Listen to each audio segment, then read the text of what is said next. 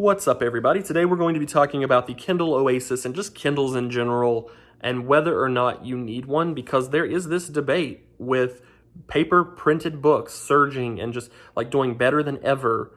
Do we need Kindles? That's what I'm here to answer. So first of all, if you read a lot of books like me, you've probably found yourself in the situation of asking, do you need an e-reader, or do you need a Kindle, or do you need to just keep buying paperback books? So I'll tell you what I do, and I'll tell you why I do what I do, and then you can take that information and do what you want with it. First of all, I will say before we get into this, if you are interested in getting a Kindle or getting the best price on a Kindle at the moment, be sure to check out that link in the description where the best price is constantly updated. So if you're interested, just check it out. All right, so I've been collecting books for years, and I'm not talking about a few books. I'm talking about a few hundred books. I read a lot, I write a lot, and I listen to a lot of audiobooks too now. So for me personally, I came to a point where I just had so many books that my bookshelves were full, my book carts were full, my floors were starting to grow these piles of books that, yeah, looked amazing, but also really didn't do a lot for me in terms of minimalism, which is something that I'm a really big proponent of. That's what I struggled with for so long, was how to be more of a minimalist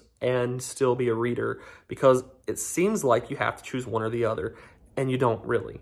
For me, it was more about the clutter that was bothering me, having all of these books piled up. And anyone who knows me knows that I really like things to be nice, neat, and perfect if possible, and that just didn't fit into that mindset. I decided what I was gonna do is I was gonna go through all of my books, choose the ones that I really loved and wanted to keep. A lot of these were autographed books that I just cannot part with. I just feel this attachment to those that I can't bear to get rid of. But a lot of these were books that I had either read and never planned on reading again, or books that I purchased and really just didn't see myself ever reading. Or if I was going to read them, I thought I could probably just buy this as an ebook when the time comes for me to want to read that. So what I did was I had a Kindle and I really, really enjoyed it, but I found that I was, if given the choice, picking up the paperbacks because I wanted to decrease this clutter. I would read a book, get rid of it. Read a book, get rid of it. Donate it, whatever. But I just couldn't stand having that book there. So what I did, again, I kept the books that I really felt attached to, and I donated the rest of them. And I would say 80% of these were brand new books that had never even had like the spine cracked because I'd never even opened them. I settled on the Kindle Oasis. I had had a Paperwhite forever, but I really wanted to upgrade that experience to more of a full screen type experience, and I'm so happy I did. I heard complaints about battery life and things like that, and they're just unjustified. I turn off the Wi-Fi when I'm not using it by just turning on airplane mode, which is super easy to do. I don't use a lot of the lighting functions on this. I like to read in well-lit areas to begin with. So my battery actually lasts a really long time on this, especially on standby when I'm not reading it. I mean, you can see how thin this is. It's pretty nice. I really like this. And I know it's a more expensive e-reader, but e-readers in general, if you don't have one, yes, I do think that every reader should at least consider getting one, because you don't have to get the Kindle Oasis. You really don't. But you can just check out that link in the description and click around. You can get any of the Kindles really affordable. They've got Kindles under $100 now. So you're getting a device that you could technically fit your entire library on, unless you have like 30,000 books, and then I'm sorry, you really have a bigger problem than I can help you with.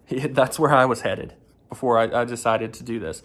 I got rid of a lot of those books. What I did was I didn't go and turn around and buy them, because that would have cost a fortune, a really small fortune. And honestly, that would have been wasteful. It would not have been justified. But what I did was I added all of the ebook versions to my Amazon Kindle wish list. I created a separate wish list for my Kindle. So they're on there, and whenever I need a new book, instead of running to the bookstore or going to Amazon and buying a book, I go to my Kindle wish list. First of all, this is great to keep up with what's on sale as well, because it tells you the current price beside of them. I go to my Kindle wish list and I just pick a book and I buy it, and instantly it's on my device. So I don't have to spend all of that money up front to switch. I know that that's sort of what's keeping a lot of people from switching to digital. You have this collection already, and that's great. If you're a collector of books, I'm not telling you have to get rid of your books. For me, it was something I felt like I needed to do because the clutter was just getting to me. I just couldn't stand it. And if you're that type of person, or you're wanting to go more minimal, or you're wanting to just focus more, because that was another thing, is I couldn't focus on picking a book, or even, I just always felt like there was this heavy library weighing over top of me that I needed to read. And it wasn't fun. Now I don't. I have my Kindle. I don't see all of the 100 books that I need to read. They're there. I know they're there, but I don't have to visually see it. And mentally, that makes me a lot more relaxed when I'm reading and a lot more comfortable, and it makes it a more enjoyable experience. So I just check out my Kindle wish list. Whatever I want to read, I buy it, and it's done.